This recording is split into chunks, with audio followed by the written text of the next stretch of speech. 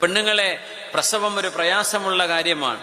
പ്രസവിക്കുക എന്ന് പറയുമ്പോൾ എത്ര സുഖപ്രസവം എന്ന് ആണുങ്ങൾ ഫോൺ ചെയ്ത് പറയില്ല, ഭാര്യ പ്രസവിച്ചിട്ടോ സുഖപ്രസവമായിരുന്നു. ആ പെണ്ണിനോട് ചോദിച്ചു നോക്കണ്ടേന് ഇടങ്ങേറ് എത്രയായിരുന്നു. ആ ലേബർ റൂമിൽ കിടന്നതും ഒച്ചുണ്ടാക്കിയതും നേഴ്സുമാർ ഓടി വന്നതേ ആയിട്ടില്ല, കൂടെ കിടന്നോടെന്ന് പറഞ്ഞ് പിന്നെ ഒരു തിരിച്ചു പോകും, പിന്നെയും വന്നു നോക്കും, ആയിട്ടില്ല. ഇങ്ങനെ ഇടങ്ങേറായിട്ടാണ് അവൾ പ്രസവിച്ചത്. നമ്മൾ പറയും ഒറ്റ വാക്കിൽ സുഖപ്രസവം.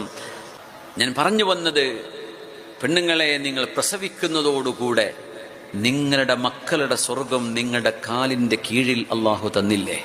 ഇതൊരു ഭാഗ്യല്ലേ? നിങ്ങളൊരു ഉമ്മയാവുക എന്നതോടുകൂടെ നിങ്ങളുടെ പ്രാർത്ഥനയ്ക്ക് അള്ളാഹു ഉത്തരം തന്നില്ലേ?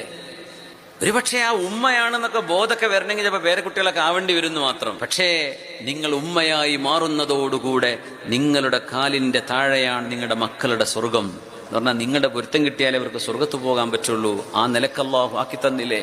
ഇത് വലിയൊരു സൗഭാഗ്യമല്ലേ?